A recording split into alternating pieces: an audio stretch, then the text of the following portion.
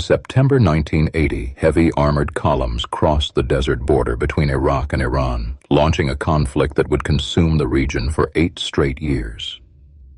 Inside Washington, high-level intelligence reports flooded the desks of national security officials. The Iranian Revolution had shattered a primary American ally in the region just a year earlier. Now, red alerts warned that a victory by Tehran could overturn the strategic balance of power across the Persian Gulf. The United States faced a severe foreign policy dilemma.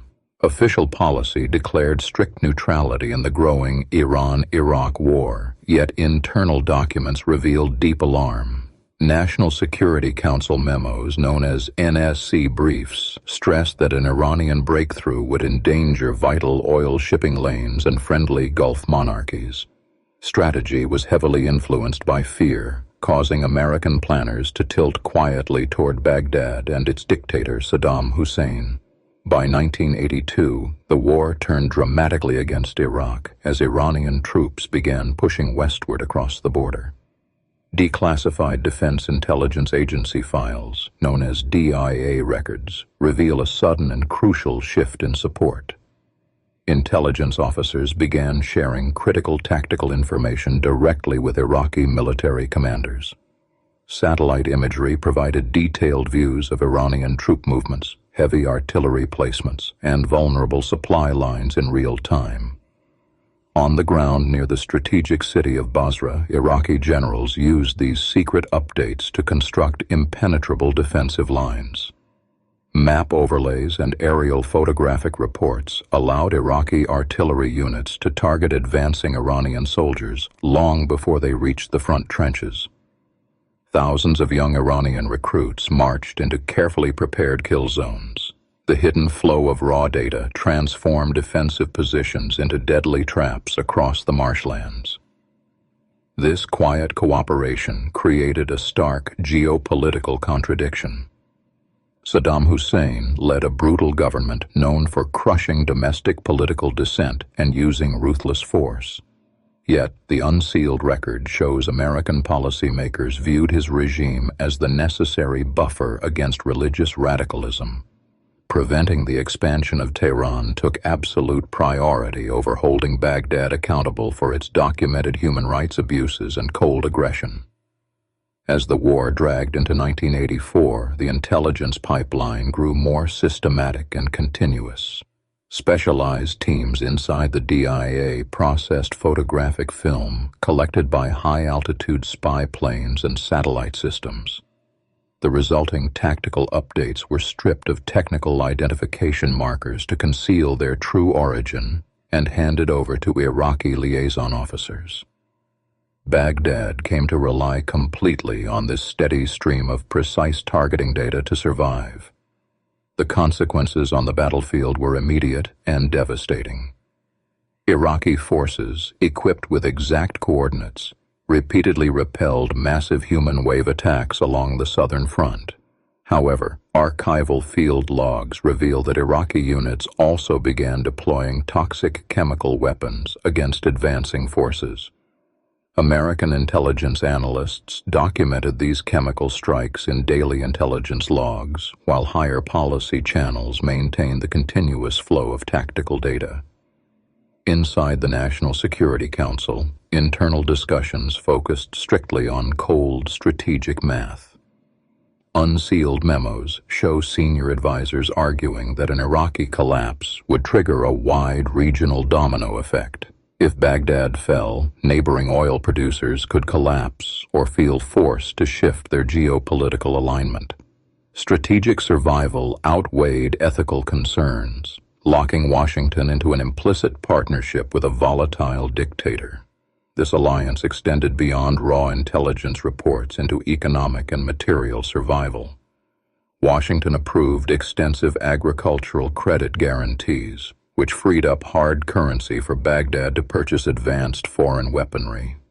Dual-use technologies, including heavy trucks, advanced computers, and specialized industrial equipment, flowed into Iraqi ports under government-approved commercial licenses, significantly strengthening the nation's military infrastructure. While intelligence flowed steadily to Iraq, a covert alternative operation was secretly unfolding inside the U.S. national security apparatus.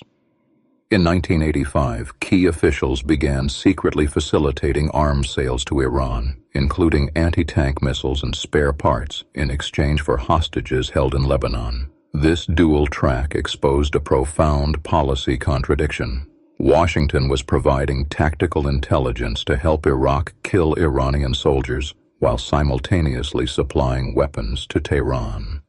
When the secret sales to Tehran leaked in 1986, the diplomatic backlash was swift and dangerous. Saddam Hussein expressed deep fury at what he viewed as total betrayal, and American intelligence agencies scrambled to repair the relationship. Unsealed files indicate that DIA officials were instructed to increase the speed and detail of satellite data provided to Baghdad to rebuild shattered operational trust. By 1987, the conflict expanded directly into the maritime corridors of the Persian Gulf during the tanker war. Iranian speedboats targeted commercial oil tankers, threatening international shipping lanes and global energy supplies. The U.S. Navy launched Operation Earnest Will, escorting reflagged Kuwaiti tankers through narrow sea lanes. American warships and Iranian naval units soon engaged in direct tactical clashes across the water. In April 1988, after the guided missile frigate USS Samuel B. Roberts struck an Iranian mine, American forces responded with massive military force. Operation Praying Mantis saw Navy warships destroy Iranian offshore oil platforms and sink half of Iran's operational surface navy in a single day. This direct military pressure coincided with heavy Iraqi land offensives, driving Iran toward complete strategic and economic exhaustion. During the final months of the war, Iraqi forces launched coordinated offensives to recapture the strategic Fao Peninsula. DIA intelligence briefs provided precise mapping of Iranian defensive gaps and logistical bottlenecks. Armed with this actionable intelligence, Iraqi armored divisions routed Iranian forces in less than 36 hours, delivering the decisive military blow that effectively ended the land war. In August 1988, Iran accepted United Nations Resolution 598, bringing 8 years of relentless trench warfare to a close. Over 1 million soldiers and civilians had perished across both nations.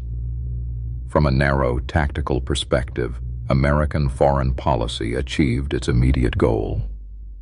The threat of Iranian expansion had been contained, and the oil lanes of the Persian Gulf remained open. Yet this short-term victory created long-term instability that unsealed planning documents failed to anticipate.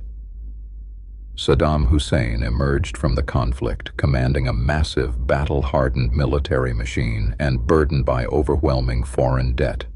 The years of tacit support influenced the Iraqi dictator to believe his regime was indispensable to Western security interests in the Middle East.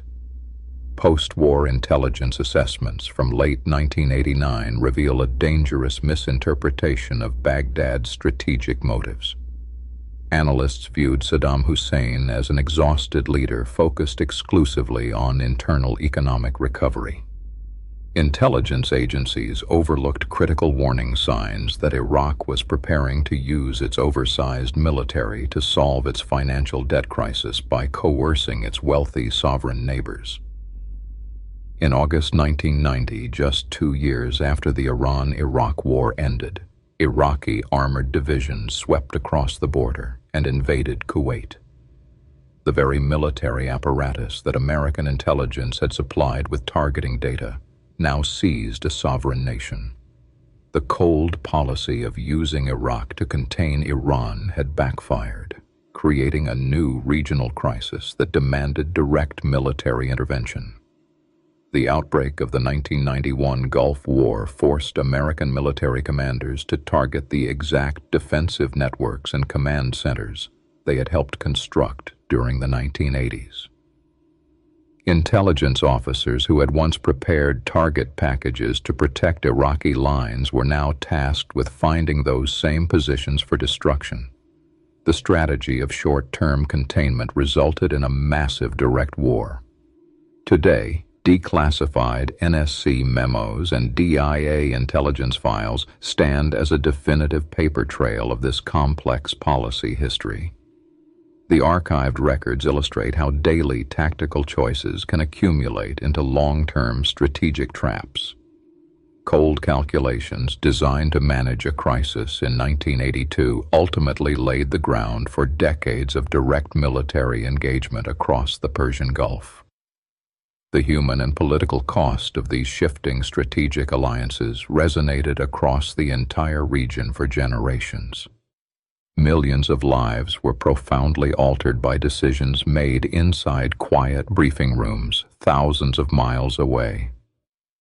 Intelligence sharing changed the physical map of the Middle East, setting off chain reactions of instability that outlasted the Cold War rivalries that originally created them.